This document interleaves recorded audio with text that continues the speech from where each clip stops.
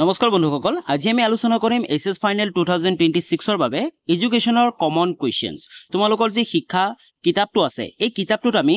তোমালোকৰ গুটি কিটা ভিতৰুৱা যিমানবোৰ ইম্পৰ্টেন্ট প্ৰশ্ন আছে চেপ্টাৰ 1 টোৰ আজি আমি চেপ্টাৰ 1 টো আলোচনা কৰিম চেপ্টাৰ 1 টো হৈছে স্বাধীনোত্তৰ কালত ভাৰতবৰ্ষ আৰু অসমৰ মাধ্যমিক শিক্ষা এই চেপ্টাৰটোৰ পৰা কিন্তু বহুখিনি মাৰ্ক আহে আৰু ইয়াৰ পৰা তোমালোকৰ খালি ঠাই এক নম্বৰীয়া প্ৰশ্ন আৰু দীঘলীয়া প্ৰশ্ন বহুত আহিব আৰু এই চেপ্টাৰটোৰ যিমানবোৰ গুটি ভিতৰুৱা ইম্পৰ্টেন্ট প্ৰশ্ন আছে গুটেবোৰ আমি চিন দি যাম আৰু তাৰ লগতে ইম্পৰ্টেন্ট কোৱেশ্চন এনসাৰবোৰো চিন দি যাম আশা কৰো সকলোৱে তোমালোকৰ এডুকেশ্যনৰ কিতাপটো আছে কিতাপটো উলাই লবা আৰু মই চিন দিয়াৰ লগে লগে তোমালোকৰ চিন দি যাবা যাতে তোমালোকৰ গুটিখিনি সহায় হয় আৰু তোমালোকৰ বহুখিনি কমন পৰিব যদি এতিয়ালৈ চেনেলটো সাবস্ক্ৰাইব কৰা নাই তেতিয়ালৈ চেনেলটো সাবস্ক্ৰাইব কৰি লোৱা লগতে বেল আইকনটো প্ৰেছ কৰি অল কৰি ৰাখিবা আমি আৰম্ভ কৰো তোমালোকৰ সব প্ৰথম চেপ্টাৰটো আছে স্বাধীনোত্তৰ কালৰ ভাৰতবৰ্ষ আৰু অসমৰ মাধ্যমিক শিক্ষা তো তোমালোকে চাব পাৰা প্ৰথম যি ষ্টাৰ্টিংতে আছে প্ৰস্তাৱনা ইয়াতে তোমালোকৰ যোনটো আমাৰ মাৰ্ক দি আছে মাধ্যমিক শিক্ষা হল মাধ্যমিক শিক্ষা কাক বোলে একেবাৰে ইয়াৰলৈ মাধ্যমিক শিক্ষা বোলে এখিনলৈ চিন দি লবা কাৰণ তোমালোকৰ এক নম্বৰৰ প্ৰশ্নত কিন্তু নাইবা তোমালোকৰ দীঘলীয়া প্ৰশ্নত মাধ্যমিক শিক্ষা বুলিলে কি বুজা বা মাধ্যমিক শিক্ষা কাক বোলে তোমালোকৰ আহিব তে তোমালোকে এইখিনি তোমালোকে লিখিব পাৰিবা গুটিখিনি হাইলাইটেড দি মাৰ্ক কৰা আছে তোমালোকে মাৰ্ক কৰি লোৱা তাৰ পিছত নেক্সট পেৰাগ্ৰাফত চোৱা ভাৰতবৰ্ষৰ চৰকাৰে মাধ্যমিক শিক্ষাৰ সকলোখিনি দিশ অধ্যয়ন কৰাৰ বাবে 1952 ৰ পৰা 53 চনৰ মাধ্যমিক শিক্ষা আয়োগ গঠন কৰি দিয়ে তো কেতিয়া কৰিছিল 1952 ৰ পৰা 53 মাধ্যমিক শিক্ষা আয়োগ গঠন কৰিছিল এটো নাম আছিল কেতিয়া কৰিছিল চনটো তলত পাবা তোমালোকে চোৱা তাৰ পিছত মন ৰাখিবা এই আয়োগখনৰ সভাপতি কোন আছিল সভাপতি আছিল ডক্টৰ লক্ষ্মণ স্বামী মুডালিয়াৰ এটো ভেৰি ইম্পৰ্টেন্ট এক নম্বৰীয়াৰ কাৰণেও ইম্পৰ্টেন্ট আৰু খালি ঠাইৰ কাৰণেও তোমালোকৰ কাৰণে ইম্পৰ্টেন্ট হয় যি মুডালিয়াৰ আয়োগ আছিল এই মুডালিয়াৰ আয়োগৰ সভাপতি কোন আছিল ডক্টৰ লক্ষ্মণ স্বামী মুডালিয়া তাৰ তলতে তোমালোকে ভাৰতবৰ্ষৰ চৰকাৰে 1964 পৰা 66 চনত কোঠাৰী আয়োগ গঠন কৰে তো কোঠাৰী আয়োগ কেতিয়া গঠন কৰা হৈছিল এটো তোমালোকে জানিব লাগিব তাৰ পিছত এইখিনি তোমালোকে চিন দি লোৱা কোঠাৰী আয়োগ গঠন কৰা মূল উদ্দেশ্য হল তোমালোকৰ প্ৰশ্ন আহিব পাৰে কোঠাৰী আয়োগ গঠন কৰাৰ মূল উদ্দেশ্য কি আছিল তাৰ উদ্দেশ্য হল জাতীয় শিক্ষাৰ বিকাশ সাধন কৰা উত্তৰটো কি জাতীয় শিক্ষাৰ বিকাশ সাধন কৰিবৰ কাৰণে এই কোঠাৰী আয়োগ গঠন কৰা হৈছিল তাৰ পিছত তাৰ লগতে এইখিনিও তোমালোকে চিন দি লোৱা আয়োগে 10+2+3 সূত্ৰটো মাধ্যমিক শিক্ষা বিকাশৰ সাধন কৰাৰ পৰামৰ্শ দিছিল তো তোমালোকে এনেকৈ প্ৰশ্ন আহে যে 10+2+3 অথবা 10+2+3 এই সূত্ৰটো কোনটো শিক্ষা আয়োগে আগবঢ়াইছিল তেতিয়া তোমালোকে লিখিব লাগিব কোঠাৰী আয়োগে আগবঢ়াইছিল তাৰ পিছত তোমালোকে নেক্সট পেজত যদি আহা নেক্সট পেজত এইখিনি তোমালোকে সব ভাৰত চৰকাৰে 1986 চনত নতুন শিক্ষা নীতি প্ৰৱৰ্তন কৰে কেতিয়া নতুন শিক্ষা নীতি প্ৰৱৰ্তন কৰিছিল এই চনটো তোমালোকে এইখিনি চিন দি লবা এইখিনি তোমালোকৰ কাৰণে খালি ঠাইৰ কাৰণে আৰু এক নম্বৰীয়া কাৰণে ভেৰি ভেৰি ইম্পৰ্টেন্ট তাৰ তলত তোমালোকে আহা তলত তোমালোকে ইয়াতে চাবা এই যি নতুন শিক্ষা নীতি আছে শিক্ষা নীতিয়ে কি মানে দিশ উপস্থাপন কৰিছিল সো অপাৰেশন ব্লেকবোৰ্ড আঁচনি কি আঁচনি অপাৰেশন ব্লেকবোৰ্ড আঁচনি আৰু গ্ৰাম্য অঞ্চলৰ বিকাশৰ অৰ্থে নবোদয় বিদ্যালয় স্থাপন কৰাৰ দিশত শিক্ষা নীতিয়ে প্ৰাধান্যতা দিয়ে তো শিক্ষা নীতিয়ে প্ৰাধান্যতা দিয়া দুটা আঁচনিৰ নাম লিখা তেতিয়া তোমালোকে লিখিব লাগিব অপাৰেশন ব্লেকবোৰ্ড আৰু গ্ৰাম্য অঞ্চলৰ বিকাশৰ অৰ্থে নবোদয় বিদ্যালয় নাইবা এনেকৈ আহিব পাৰে নবোদয় বিদ্যালয় কোনটো শিক্ষা নীতিয়ে প্ৰৱৰ্তন কৰিছিল বা আঁচনিটো আগবঢ়াইছিল তেতিয়া তোমালোকে লিখিব লাগিব শিক্ষা নীতিয়ে এই নতুন শিক্ষা নীতিয়ে 1986 ওকে তাৰ তলতে তোমালোকে চোৱা এক নম্বৰ কত আছে মাধ্যমিক শিক্ষা আয়োগ 1952 ৰ পৰা 53 চোৱা মাধ্যমিক শিক্ষা আয়োগৰ ৰিলেটেড কিন্তু তোমালোকৰ দীঘলীয়া প্ৰশ্ন আহিবই দীঘলীয়া প্ৰশ্ন কেনেকুৱা আহে তাৰ অলৰেডি প্ৰশ্ন আমাৰ এই কিতাপখনতে আছে তো তেনেকৈ প্ৰশ্ন আহিব আৰু ইয়াৰ উপৰি যিমানবোৰ আৰু কিবা কিবি প্ৰশ্ন যিবোৰ আগত বাৰে ৰিপিট হৈছে এই গুটেখিনি দেখুৱাই দিম চিন দি যাম তাৰ উপৰি আমাৰ নতুন ভিডিও আহিব তাতো আমি আলোচনা কৰিম তাৰ ইয়াতে তোমালোকে সব একেবাৰে সহজ এটা তুমি আশা কৰো মই সকলোৱে জানে এইটো ভাৰতবৰ্ষ 1947 চনত স্বাধীনতা লাভ কৰে এক নম্বৰ কাৰণে কিন্তু নাইবা খালি ঠাইৰ কাৰণে অহা যায় আৰু সকলোৱে জানে ওকে তাৰ পিছত এই চেপ্টাৰটো একেবাৰে তলৰ ফালে চোৱা 1952 চিন দি লবা তোমালোকে 1952 চনৰ 23 ছেপ্টেম্বৰত ডক্টৰ লক্ষ্মণ স্বামী মুডালিয়াৰৰ নেতৃত্বত এখন মাধ্যমিক শিক্ষা আয়োগ 1952 ৰ পৰা 53 তোমালোকে মন কৰিবা যদি আমাক খুদে মুডালিয়া আয়োগ কেতিয়া গঠন কৰা হৈছিল তেতিয়া তোমালোকে এই চনটো লিখিব লাগিব 1952 চনৰ 23 ছেপ্টেম্বৰত ওকে আৰু এই আয়োগখনৰ নামতহে মানে এই চনটো থাকে 1952 ৰ পৰা 53 মানে এইখিনি সময়ত এই গুটে আয়োগটো কি হৈছিল গঠন হৈছিল বুজি পাইছা গঠন তাৰ পিছত নেক্সট চেপ্টাৰলৈ যাও আমি নেক্সট পেজলৈ যাও ইয়াতে তোমালোকে চোৱা কৰিলে তেখেতৰ নামানুসৰি আয়োগখন মুডালিয়াৰ আয়োগ হিচাপে জনাজাত তো এই ডক্টৰ লক্ষ্মণ স্বামী মুডালিয়াৰ যিজন ব্যক্তি আছিল যোন আছিল কি সভাপতি আছিল তেওঁৰ নেতৃত্বত গঠন হৈছিল হয়নে এই মাধ্যমিক শিক্ষা আয়োগখন আৰু তাৰ পিছত তেওঁৰ নামেৰে কি নাম কৰা হৈছিল তেওঁৰ নামটো মুডালিয়াৰ আছে মুডালিয়াৰ আয়োগ হিচাপে জনাজাত আৰু এই শিক্ষা আয়োগটোৰ নাম কি মুডালিয়াৰ আয়োগ হিচাপে জনাজাত আছিল আয়োগখনত সৰ্বমুঠ 9 জন সদস্য আছিল এইটো ইম্পৰ্টেন্ট খালি ঠাই নাইবা 1 নম্বৰ কাৰণে এই মুডালিয়াৰ আয়োগখনত কেইজন সদস্য আছিল 9 জন সদস্য আছিল তাৰ পিছত আয়োগখনৰ সদস্যসকল হল গোটেই কেইজন সদস্যৰ কথা এইখিনিত লিখা আছে তোমালোকে চাব পাৰা এই গোটেইখিনি তোমালোকে জানিব লাগিব বেছিকে তোমালোকে 1 নম্বৰ আৰু 2 নম্বৰটো মনত কৰিবা ডক্টৰ লক্ষ্মণ স্বামী মুডালিয়াৰ মাদ্ৰাজ বিশ্ববিদ্যালয় উপাচাৰ্য সভাপতি তো সভাপতি কোন আছিল ডক্টৰ লক্ষ্মণ স্বামী মুডালিয়াৰ আছিল আৰু সম্পাদক কোন আছিল ডক্টৰ এ.এন. বসু মনত ৰাখিবা এই দুটা নাম কিন্তু ভেৰি ইম্পৰ্টেন্ট তাৰ লগতে তোমালোকে গোটেইখিনি কিন্তু চাই থৈ দিবা ওকে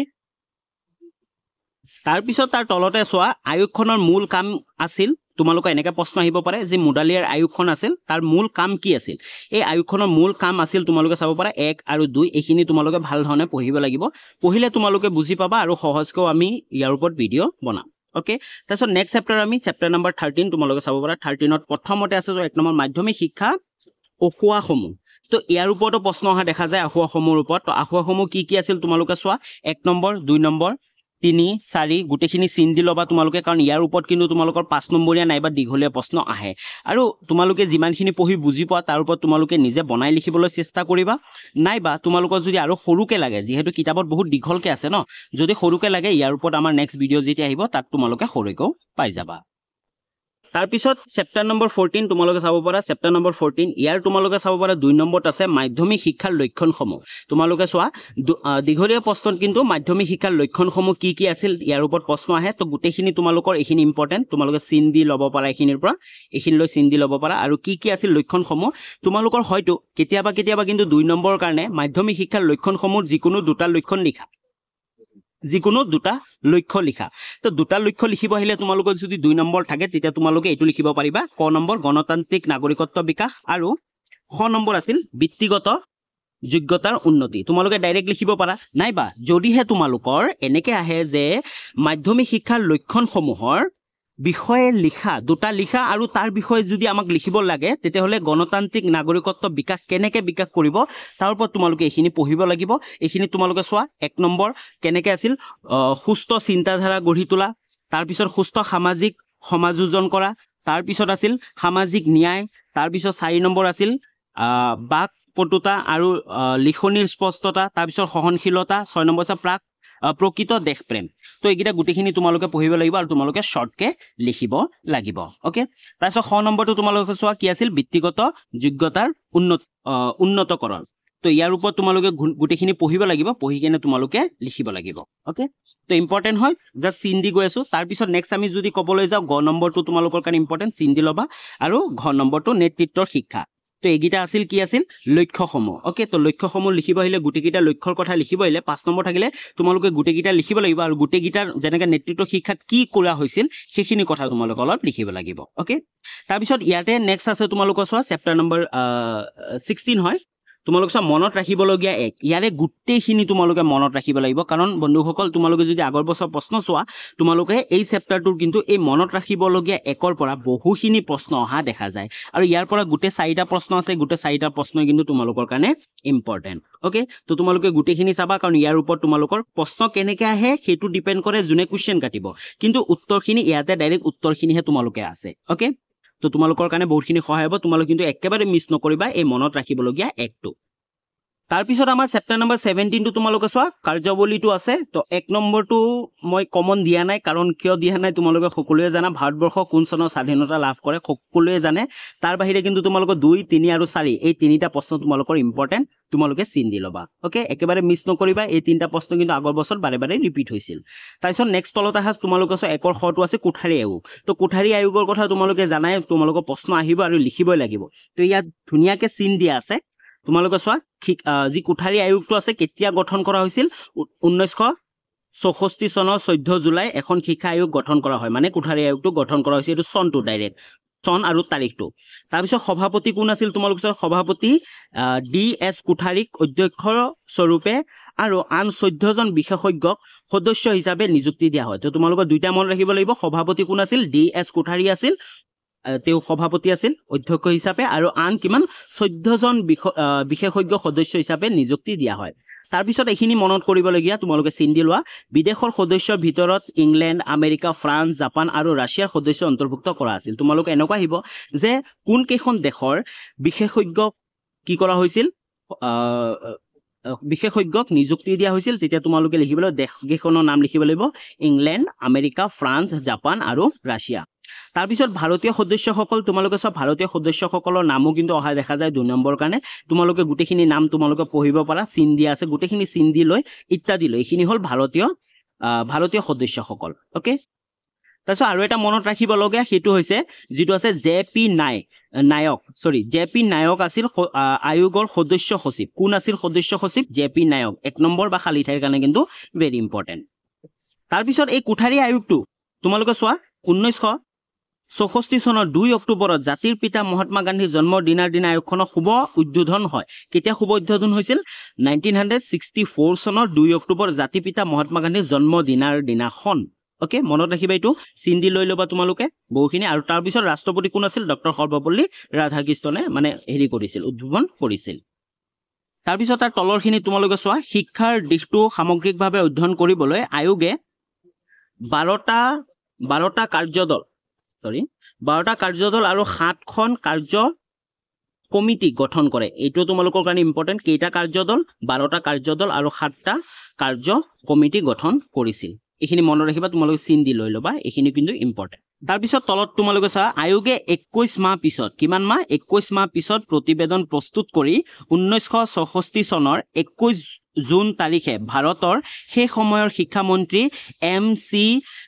সাগলাৰ হাতত প্ৰদান কৰে কেতিয়া প্ৰদান কৰিছিল প্ৰতিবেদনখন সেইখিনি তোমালোকে চাবা তাৰ পিছত তাৰ তলৰখিনি ইম্পৰ্টেন্ট ভাৰতীয় শিক্ষা কোঠাৰী আয়োগৰ প্ৰতিবেদনখনে হৈছে বৰ্তমানলৈকে সৰ্ববৃহৎ শিক্ষা প্ৰতিবেদন এনেকৈ প্ৰশ্ন আহিব পাৰে বৰ্তমানলৈকে সৰ্ববৃহৎ শিক্ষা প্ৰতিবেদন কোনখন তেতিয়া তোমালোকে লিখিব লাগিব কোঠাৰী আয়োগৰ প্ৰতিবেদনখন ওকে তাৰ পিছত চোৱা তোমালোকে সেই যি প্ৰতিবেদনখন দাখিল কৰিছিল প্ৰতিবেদনখনত কিমান আছিল 700 পৃষ্ঠা আছিল আৰু প্ৰতিবেদনখন 20টা অধ্যায়ত ৰচনা কৰা হৈছিল মনত ৰাখিবা 700 পৃষ্ঠা আছিল আৰু 20টা অধ্যায়ত ৰচনা কৰা হৈছিল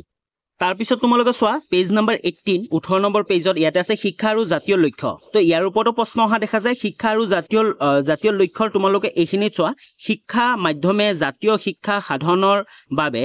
যিবোৰ লক্ষ্য আৰু উদ্দেশ্য আয়োগে চিনাক্ত কৰি তুলিছে সেইবোৰ কি আছিল এনেকৈ আহিব পাৰে তেতিয়া তোমালোকে এটা লিখিব লাগিব চোৱা শিক্ষা আৰু উৎপাদনমুখিকতা এখিনি তোমালোকে লিখিব লাগিব গুটেখিনি তোমালোকে চিন দি লোৱা পঢ়িব লাগিব মই ইমান পঢ়ি নাযাও কাৰণ ভিডিওটো বহুত দীঘল হৈ যাব আমি যেতিয়া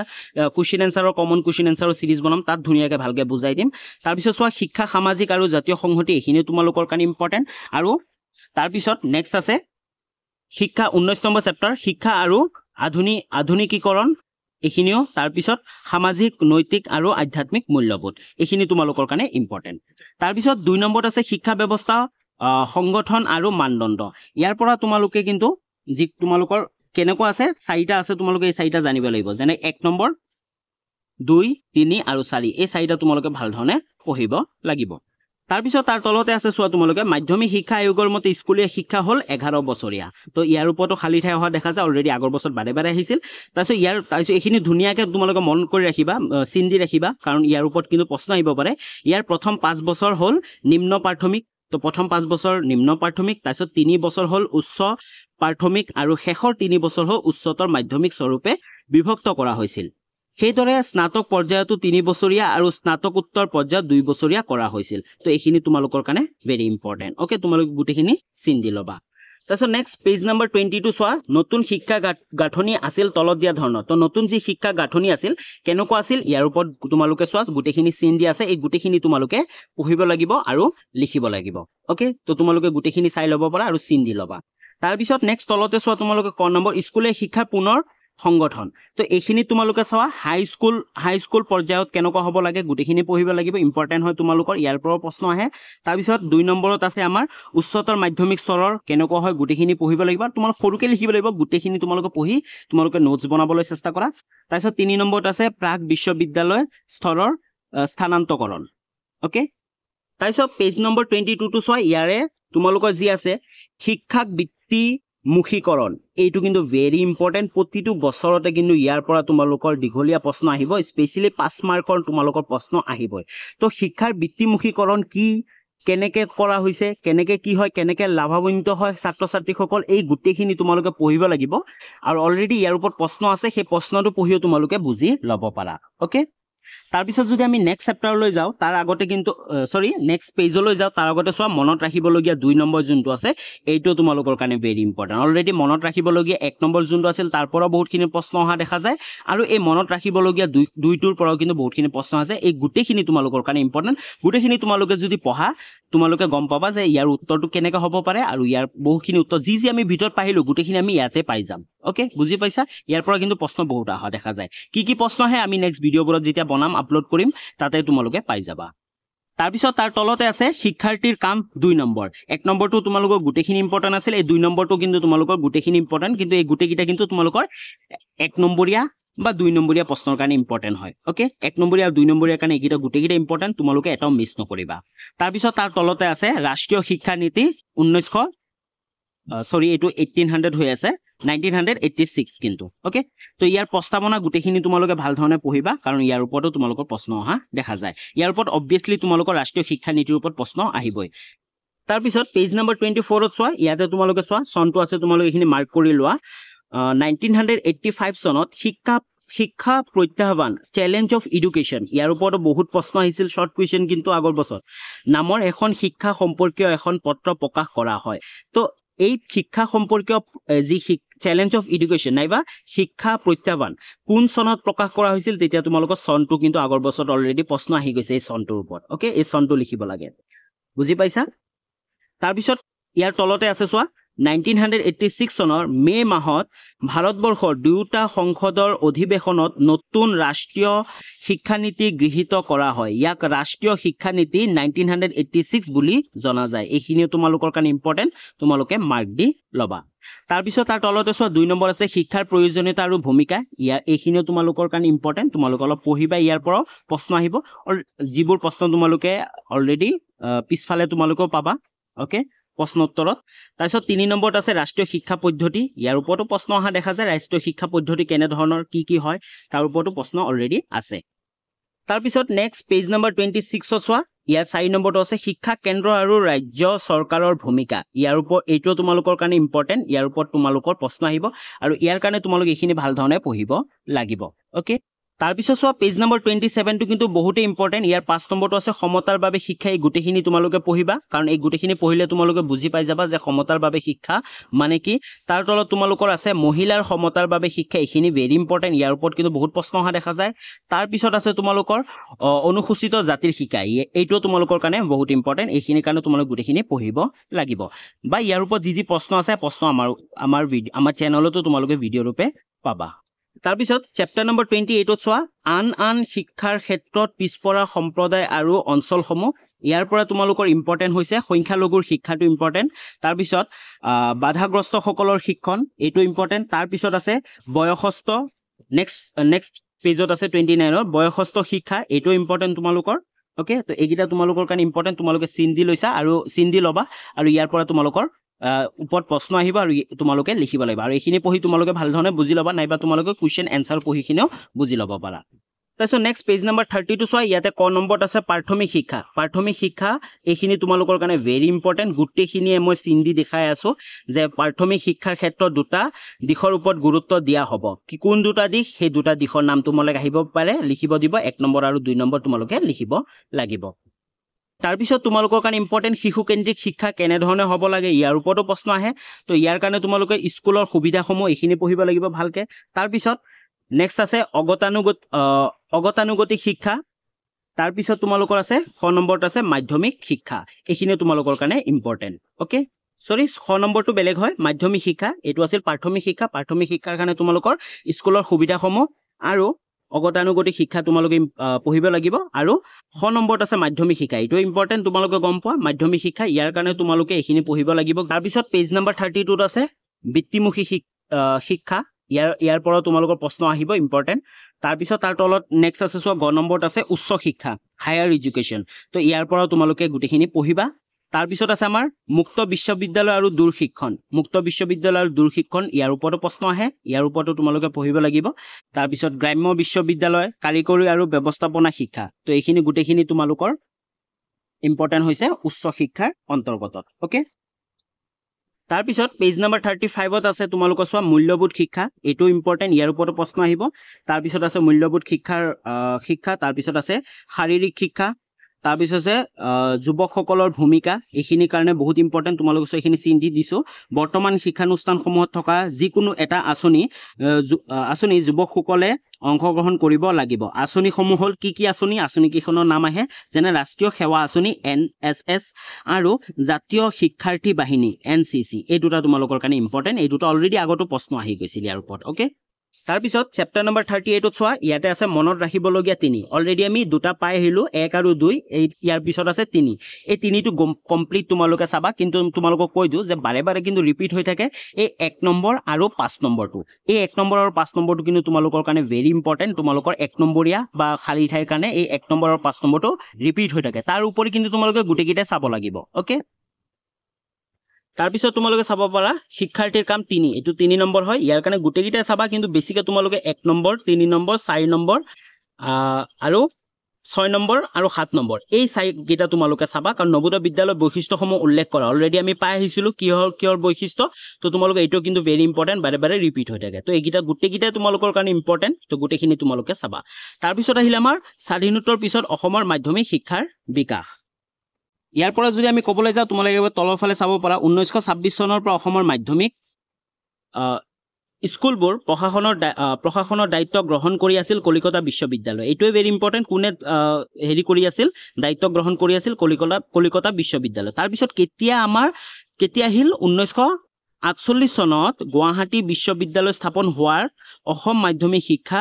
শিক্ষাৰ ভাৰ গ্ৰহণ কৰে গুৱাহাটী বিশ্ববিদ্যালয় ইয়াৰ ওপৰত তোমালোকে যদি চোৱা 1 নম্বৰীয়া আৰু খালি ঠাই তোমালোকে চাব পাৰা বহুখিনি প্ৰশ্ন আহিছে এই দুটা তোমালোকে মনত ৰাখিবা প্ৰথমে কোট আছিল কলিকতা বিশ্ববিদ্যালয় 1926 চনৰ পৰা আৰু যেতিয়া গুৱাহাটী বিশ্ববিদ্যালয় 1948 চনত মানে হেৰি হল স্থাপন হল তাৰ পিছত আমাৰ গুটেহিনী দায়িত্ব কোনে পালে গুৱাহাটী বিশ্ববিদ্যালয় আৰু গুৱাহাটী বিশ্ববিদ্যালয় কেতিয়া স্থাপন হৈছিল এই চনটো তোমালোকৰ কাৰণে ইম্পৰ্টেন্ট ওকে তাৰ তলতে আছে 1962 চনত অসম মাধ্যমিক শিক্ষা বোৰ্ড স্থাপন কৰে তো কিমান চনত কৰে চনটো তোমালোকৰ কাৰণে ভেৰি ভেৰি ইম্পৰ্টেন্ট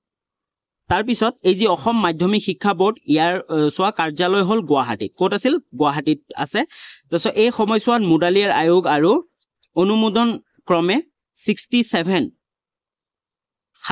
খন হাই স্কুল উচ্চতৰ মাধ্যমিক পৰ্যায়লৈ পৰিৱৰ্তন হয় এইটো ইম্পৰ্টেন্ট তোমালোকে নাম্বাৰটো মনত ৰাখিবা তাৰপিছত চোৱা প্ৰৱেশ শিক্ষা মেট্ৰিকুলেশ্যন যেটো আজিকালি স্কুল শিক্ষান্ত পৰীক্ষা স্কুল লিভিং সাৰ্টিফিকেট এক্সামিনেশ্যন বুলি কোৱা হয় আৰু আনটো হল উচ্চতৰ মাধ্যমিক পৰীক্ষা বৰ্তমান উচ্চতৰ মাধ্যমিক পাঠ্যক্ৰম আৰু পৰীক্ষা অসম উচ্চতৰ মাধ্যমিক শিক্ষা পৰিষদে চলায় তো কোনে চলায় এইখিনি তোমালোকৰ মনত ৰাখিবা তাৰপিছত তাৰ তলতে চোৱা 1969 পৰা 70 চনৰ হিচাপ অনুসৰি অসমৰ শিক্ষা মাধ্যমিক আৰু বহুমুখী স্কুলৰ সংখ্যা হয়গৈ 70 খন তো এই চনত কিমানখন হয়গৈ 70 খন হয়গৈ আৰু হাই স্কুল সংখ্যা প্ৰায় 1200 খন কিমান হয় প্ৰায় 1200 খন হয় ওকে তাৰ পিছত অসমত মাধ্যমিক স্কুলৰ সংখ্যা 1973 চনত 1,500 ওচৰ চাপিল তো এইখিনি তোমালোকৰ নাম্বাৰখিনি মনত ৰাখিবা কোড কিমান আছিল এইখিনি চন হিচাপে তোমালোকে চিন দিলো আৰু মনত ৰাখিব লাগিব 1 নম্বৰ কাৰণে তোমালোকৰ কাৰণে ইম্পৰ্টেন্ট তাৰ পিছত নেক্সট 40 নম্বৰ পেজতে সেম পেজতে চোৱা অসম মাধ্যমিক শিক্ষা আইন 1961 চন ইয়াৰ পৰা তোমালোকৰ ভেৰি ইম্পৰ্টেন্ট হয় কাৰণ বহুত প্ৰশ্ন আহে যে ইয়াৰ তলতে চোৱা এই আইনৰ মূল প্ৰস্তাৱসমূহ তলত সাপেক্ষে উল্লেখ কৰা কি প্ৰস্তাৱসমূহ আছিল এই প্ৰস্তাৱসমূহ তোমালোকে জানিব লাগিব গুটিখিনি মাৰ্ক দিয়া আছে তোমালোকে ভালকে মনত ৰাখিব লাগিব আৰু ইম্পৰ্টেন্ট হয় তোমালোকৰ কাৰণে ওকে তাৰ পিছত নেক্সট পেজ নম্বৰ 41 ত আছে তলফালে চাব পাৰা যি বোৰ্ডৰ সমতা আৰু কাৰ্যসমূহ কি আছিল তোমালোকে গুটেখিনি ভালকে পঢ়িব লাগিব বহুতখিনি আছিল কাৰ্যসমূহ তে সেইখিনি তোমালোকে লিখিব লাগিব ওকে তোমালোকে ভালকে পঢ়িবা পঢ়ি কিনে তোমালোকে সৰু সৰুকে তোমালোকৰ মনত ৰাখিবলৈ চেষ্টা কৰিবা কাৰণ ইয়াৰ ওপৰত তোমালোকৰ দীঘলীয়া প্ৰশ্ন অহা দেখা যায় তাৰপিছত 43 পেজ নম্বৰ যোনখিনি আছে এইখিনি তোমালোকে চোৱা 1973 পৰা 74 এইখিনিৰ পৰা গুটেখিনি তোমালোকে পঢ়িব লাগিব কি আছে মই ইমান পঢ়ি নিদু কাৰণ তোমালোকে পঢ়িলে গম পাবা এইখিনিৰ পৰা একদম হাতলৈ যায় এইখিনিৰ পৰা কিন্তু তোমালোকৰ বহুত গিটা এক নম্বৰীয়া আৰু খালি ঠাই প্ৰশ্ন উত্তৰ তোমালোকৰ অহা দেখা যায় তোমালোকে পঢ়িলে 43 নম্বৰ পেজ পঢ়িলে তোমালোকে বহুতখিনি গম পাবা তাৰপিছত আটাইতকৈ ইম্পৰ্টেন্ট প্ৰশ্ন আহে সেইটো হৈছে অসমৰ মাধ্যমিক শিক্ষাৰ সমস্যা problems of secondary education in Assam এইটো কিন্তু তোমালোকৰ কাৰণে ইম্পৰ্টেন্ট ইয়াত সমস্যাসমূহ কেইটামান গুৰুত্বপূৰ্ণ সমস্যা উল্লেখ কৰা কি সমস্যা তোমালোকে এই সমস্যাখিনি লিখিলে তোমালোকৰ কাৰণে হ'ব তো 1 নম্বৰ 2 নম্বৰ তাৰপিছত ইয়াতে 3 4 5 গুটেখিনি দিয়া আছে মাৰ্ক কৰা আছে 10টা আছে এই 10টা তোমালোকে জানিব লাগিব তাৰপিছত নেক্সট 45 নম্বৰ পেজ মনত ৰাখিবলগীয়া 5 এইটো তোমালোকৰ মনত ৰাখিব লাগিব গুটেখিনি তোমালোকৰ ইম্পৰ্টেন্ট আৰু ইয়াৰ ভিতৰত 4 নম্বৰ আৰু 5 নম্বৰটো কিন্তু বাৰে বাৰে 1 নম্বৰীয়া নাইবা খালি ঠাইৰ কাৰণে ৰিপিট হৈ থাকে ওকে তাৰপিছত যি কাৰ্যাৱলী আছে 5 ইয়াৰ কাৰণে তোমালোকে 1 নম্বৰ গুটেখিনি চাবা কিন্তু 1 নম্বৰ 4 নম্বৰ 5 নম্বৰ আৰু 6 নম্বৰ এই চাৰিটা তোমালোকৰ কাৰণে ইম্পৰ্টেন্ট তোমালোকে বেছিকে চাবা কাৰণ এই চাৰিটা বাৰে বাৰে ৰিপিট হৈ থাকে তো তাৰ কাৰণে ইম্পৰ্টেন্ট কিন্তু বাকি গুটেখিনি চাবা নুচোৱা নকৰিবা ওকে তাৰপিছত আমি কবলৈ গলে ইয়াত তোমালোকে চোৱা আয়োগখনে যি আমাৰ শিক্ষা আয়োগখন আছে ভাৰতবৰ্ষ স্বাধীন চৰকাৰে যি লক্ষ্মণ স্বামী মুডালিয়াৰ নেতৃত্বত মাধ্যমিক শিক্ষা যি আছিল সেই আয়োগখনৰ মাধ্যমিক শিক্ষা বিকাশৰ ক্ষেত্ৰলৈ লক্ষ্য ৰাখি তলত দিয়া ধৰণে লক্ষ্য নিৰূপণ কৰে কি লক্ষ্য নিৰূপণ কৰে এইগিটা তোমালোকে মনত ৰাখিবা 1 2 আৰু নেক্সট পেজত আছে পেজ নম্বৰ 46 ত আছে টোটাল 5টা এই 5টা তোমালোকে মনত ৰাখিবা ওকে তাৰপিছত আমাৰ মেইন এই চেপ্টাৰটো গুটে লাষ্টৰ প্ৰশ্নাৱলী জলৈ আহো তোমালোকে 1 নম্বৰ প্ৰশ্নটো চাবা 1 নম্বৰ প্ৰশ্নৰ মাধ্যমিক শিক্ষা কাক বোলে তোমালোকৰ দীঘলীয়া প্ৰশ্নটো তোমালোকৰ এই প্ৰশ্নটো থাকিব যে মাধ্যমিক শিক্ষা কাক বোলে তাৰ লগত বেলেগ এটা প্ৰশ্ন লগাই দিব পাৰে তাৰপিছত 2 নম্বৰ 3 নম্বৰ তোমালোকৰ কাৰণে ইম্পৰ্টেন্ট তোমালোকে মাৰ্ক দি লোৱা কাৰণ তোমালোকে এই কিটা তোমালোকে ভালকে পঢ়িব লাগিব একেবাৰে মিস নকৰিবা আৰু আমাৰ চেনেলতো তোমালোকে অলৰেডি আমি এই চেপ্টাৰটোৰ ওপৰত ভিডিও বনাইছো সেইখিনি তোমালোকে চাব পাৰা আমাৰ ডেসক্ৰিপচনতে লিংক থাকিব তাৰ পিছত 4 নম্বৰটো তোমালোকৰ কাৰণে ইম্পৰ্টেন্ট আৰু 6 নম্বৰ যি আছে একেবাৰে চমুকৈ লিখা ইয়াৰ ভিতৰত তোমাৰ 1 ক নম্বৰ আৰু গ নম্বৰ এইগিটা কিন্তু তোমালোকৰ এই দুটা বাৰে বাৰে ৰিপিট হৈ থাকে তাৰ ওপৰত কিন্তু গুটেখিনি তোমালোকে চাবা আৰু 7 নম্বৰটো তোমালোকে একেবাৰে মিস নকৰিবা বহুবাৰ ৰিপিট হৈছে 7 9 10 আৰু 12 এইগিটা তোমালোকৰ কাৰণে ইম্পৰ্টেন্ট দীঘলীয়া প্ৰশ্নৰ উত্তৰৰ কাৰণে কিন্তু তাৰপিছত চমুকৈ লিখা ইয়াত তোমালোকে ক নম্বৰ আৰু খ নম্বৰটো একেবাৰে মিস নকৰিবা গুটেখিনি চাবা কিন্তু ক নম্বৰ আৰু খ নম্বৰটো কিন্তু তোমালোকৰ কাৰণে ইম্পৰ্টেন্ট তাৰপিছত 14 নম্বৰ প্ৰশ্নটো তোমালোকৰ কাৰণে ইম্পৰ্টেন্ট তোমালোকে চিন দি লোৱা কোঠাৰী আয়োগে উদ্ভাৱন কৰা 10+2+3 সূত্ৰটো হসুৱা কথা খিনি চমুকৈ লিখা ইয়াৰ ওপৰতো প্ৰশ্ন বাৰে বাৰে অহা দেখা যায় তাৰপিছত 16 নম্বৰত আছে চমুটুকা লিখা মানে চমুটুকাৰ কাৰণে তোমালোকে এই দুটা চাবা বৃত্তিমুখী শিক্ষা মই অলৰেডি ক'লো আৰু শিক্ষাৰ গাঁথনি প্ৰক্ৰিয়া এই দুটা তোমালোকৰ কাৰণে ইম্পৰ্টেন্ট দুইটা আছে দুইটা তোমালোকৰ ইম্পৰ্টেন্ট তাৰপিছত 17 আৰু 18 আৰু 19 এই তিনটা প্ৰশ্ন তোমালোকৰ কাৰণে ভেৰি ভেৰি ইম্পৰ্টেন্ট কাৰণ এই চেপ্টাৰটোৰ পৰা বহুত প্ৰশ্ন অহা দেখা যায় তো তাৰ কাৰণে তোমালোকে এই তিনটা প্ৰশ্ন ভালকে চাবই লাগিব কাৰণ দীঘলীয়া প্ৰশ্নৰ কাৰণে তাৰপিছত নেক্সট পেজ লাষ্ট পেজত তোমালোকে চাব পাৰা ইয়াত 22 নম্বৰ 23 নম্বৰ আৰু 24 নম্বৰ 24 নম্বৰ কথা মই পিছত কৈ আছো 22 আৰু 23 দুটা তোমালোকৰ কাৰণে ইম্পৰ্টেন্ট আৰু 24 নম্বৰ তোমালোকে চাবগা চমুকৈ লিখাৰ ভিতৰত তোমালোকে ক নম্বৰ ঘ নম্বৰ উঙ আৰু প্ৰথম ছ আৰু বৰ্গীয়া জ এই পাঁচটা তোমালোকে ভাল ধৰণে চাবা কাৰণ এই পাঁচটাৰ যিকোনো এটা তোমালোকৰ আহিবই তাৰপিছত তোমালোকৰ যি লাষ্ট প্ৰশ্ন আছে 25 আৰু 26 এই দুটাই তোমালোকে চাবা কাৰণ দুটাই তোমালোকৰ কাৰণে ইম্পৰ্টেন্ট ওকে তো ইমানখিনি লৈ আছিল তো অলৰেডি আমাৰ যেহেতু চেপ্টাৰ যি 1 টো আছে তোমালোকে সকলোৱে গম পালা যে চেপ্টাৰ 1 টো বহুত দীঘল হয় আৰু বহুত মাৰ্ক আহে তো চেপ্টাৰ 1 টো আমাৰ গুটেখিনি ভিতৰুৱা যি ইম্পৰ্টেন্ট আছে গুটেখিনি মাৰ্ক দি দেখুৱাই দিলো তাৰ উপৰি যিমান কিটা প্ৰশ্ন আছে সেইখিনি দেখুৱাই দিলো ইয়াৰ পিছতো আমাৰ এই চেপ্টাৰ 1 ৰ অলৰেডি ভিডিও বনাইছো আৰু ভিডিও আহিব এসএস ফাইনেল 2026 ৰ বাবে স্পেশাল ভিডিও আহিব ভিতৰুৱা প্ৰশ্ন উত্তৰ তাত আমি প্ৰশ্ন লগতে উত্তৰ তোমালোকক দি দিবলৈ চেষ্টা কৰিম যদি ভিডিওটো সম্পূৰ্ণ চালা তেনেহলে বহুত বহুত ধন্যবাদ ভিডিওটো লাইক কৰি দিয়া কমেন্ট কৰি জনাবা আৰু বন্ধু বান্ধৱী সকললৈ শেয়াৰ কৰি দিবা পুনৰ লগ পাম নতুন এটা ভিডিও লৈ তেতিয়ালৈ বাই বাই